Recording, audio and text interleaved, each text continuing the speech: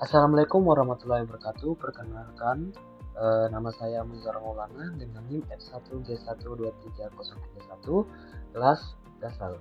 Di sini saya akan melakukan tugas untuk membuat database dengan MySQL. Yang pertama, untuk menentukan jenis database yang diinginkan, apa yang menjadi acuan dalam pemilihan database tersebut? Yang pertama, bentuk data. Bentuk data adalah cara data disusun dan disimpan. Memilih bentuk data yang tepat sangat penting karena mempengaruhi bagaimana data diakses, diolah, dan dikelola dalam sistem. Yang kedua, skalabilitas. Mempertimbangkan skalabilitas saat merancang sistem penting untuk memastikan bahwa sistem dapat tumbuh dan beradaptasi dengan perubahan kebutuhan, baik dari segi pengguna maupun volume data, tanpa mengorbankan kinerja. Yang ketiga, jumlah data. Mempertimbangkan jumlah data yang akan dikelola penting untuk memastikan bahwa sistem dapat berfungsi dengan baik, efisien, dan aman. Setelah itu, alasan pemilihan database SQL untuk database yang akan saya buat yaitu manajemen sekolah. Yang pertama, struktur data terorganisir. Database SQL menyimpan database data dalam tabel terstruktur, memudahkan pengelolaan informasi siswa, guru, dan kelas. Yang kedua, kemampuan mengelola data besar. Database SQL sangat efisien dalam mengelola volume data besar. Yang ketiga, keamanan dan integritas data. Database SQL menawarkan mekanisme keamanan yang kuat dan menjaga integritas data. Setelah itu, untuk perbandingan pengelolaan data dan secara manual dan dengan menggunakan database untuk manajemen sekolah. Yang pertama itu efisiensi waktu.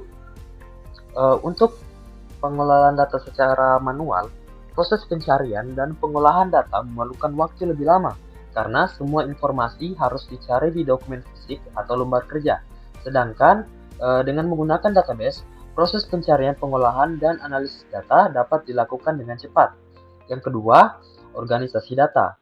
Pengolahan data secara manual menggunakan untuk organisasi data, data yang tersimpan secara manual bisa menjadi tidak teratur dan sulit diakses.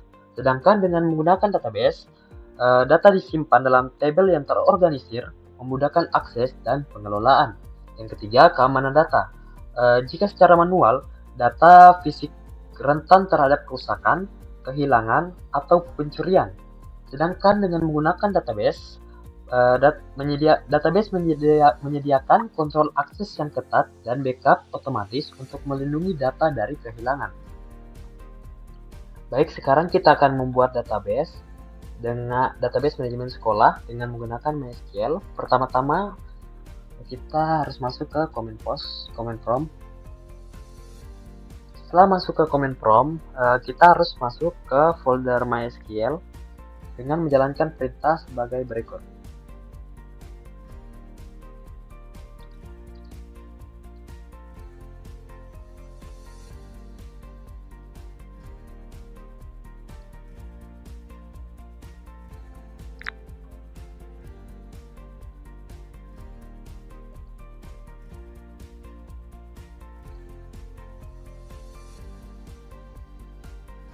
Sekarang kita akan masukkan nama foldernya.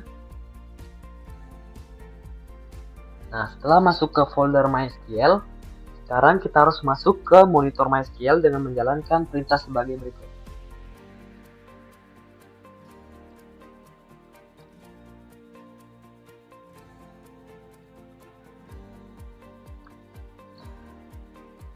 Nah, sekarang setelah kita sudah masuk, untuk membuat database, kita akan menjalankan perintah create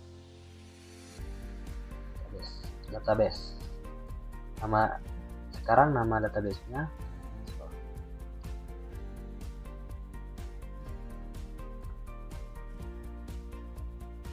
Nah, setelah database sudah dibuat, sekarang kita akan mengecek apakah database-nya sudah ada atau tidak dengan cara show database.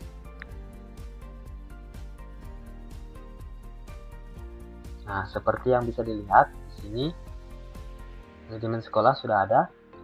Sekarang untuk membuat table di dalam database manajemen sekolah kita, yang pertama-tama kita harus menjalankan database kita dengan menjalankan perintah use.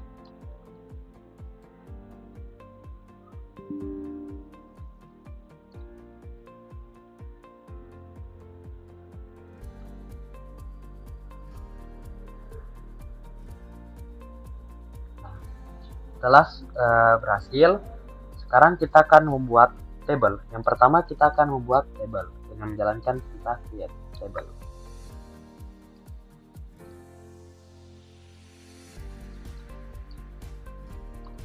Nah, yang pertama kita akan isi ID siswa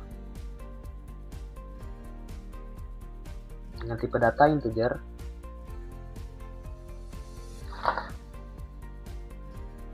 Yang kedua, nama siswa.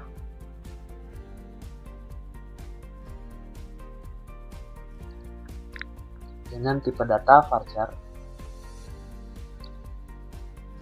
Maksimal elemennya 100.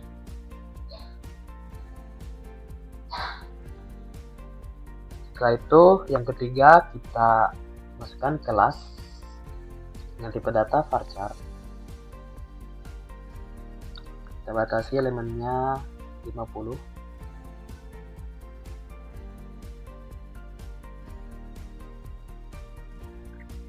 Nah, yang keempat kita akan masukkan alamat dengan tipe data teks.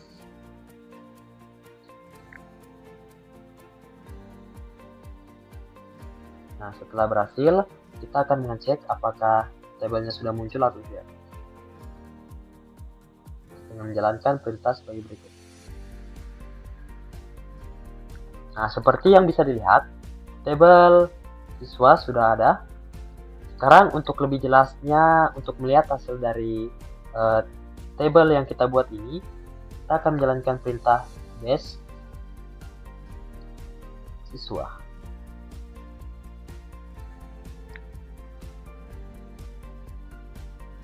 Nah, seperti yang dilihat, ini adalah tabel yang sudah kita buat tadi.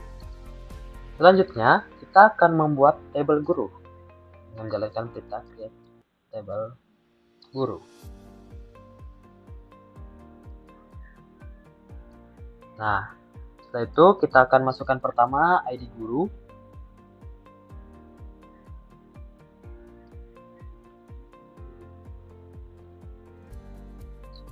Dengan tipe data integer.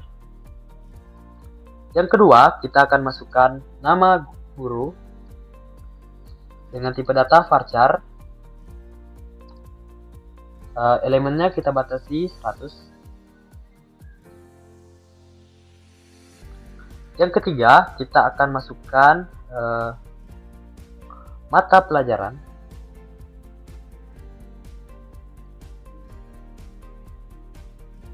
dengan tipe data varchar. Kita batasi elemennya 50.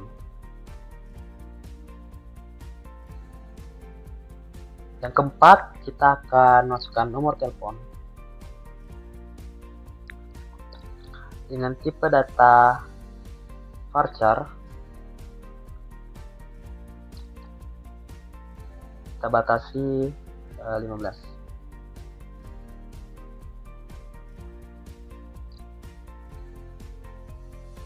Nah, setelah berhasil dibuat, kita akan ngecek lagi di show tables. Nah, seperti yang bisa dilihat, tabel guru sudah ada. Sekarang untuk kita akan melihat tabel keseluruhan.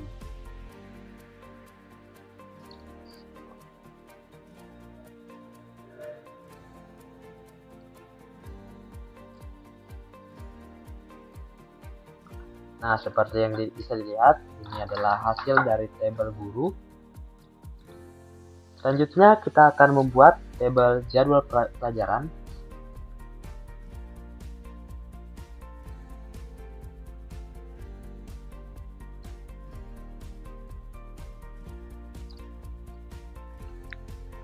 Yang pertama, kita masukkan ID jadwal.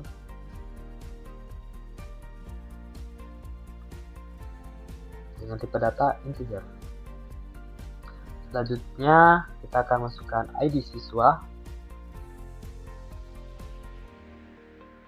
dengan tipe data integer. Yang ketiga kita masukkan ID guru dengan tipe data integer juga. Yang keempat kita akan masukkan tanggal masuk dengan tipe data date.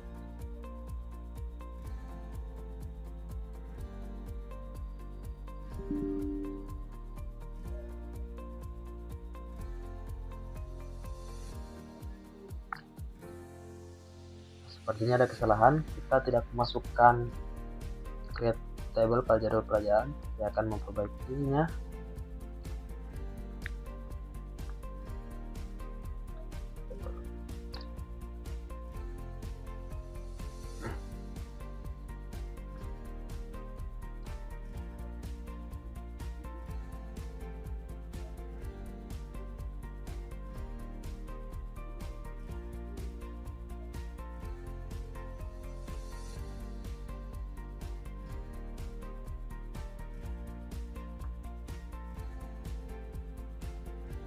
Nah, sekarang kita coba jalankan. Nah, sudah berhasil. Sekarang kita akan mengecek tabel ini apakah ada. Nah, seperti yang dilihat, semua tabel ada di sini. Sekarang kita akan cek keseluruhan.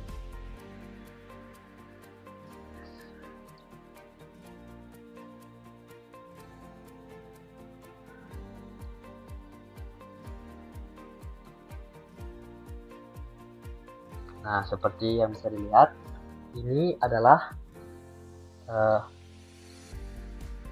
tabel dari jadwal pelajaran.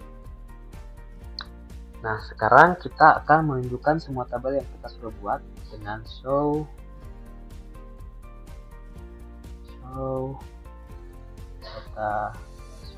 tables.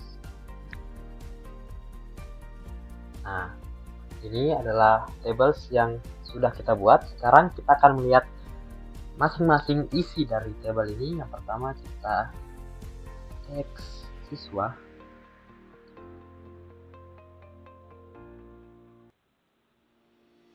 kita teks guru, ya teks jadwal pelajaran.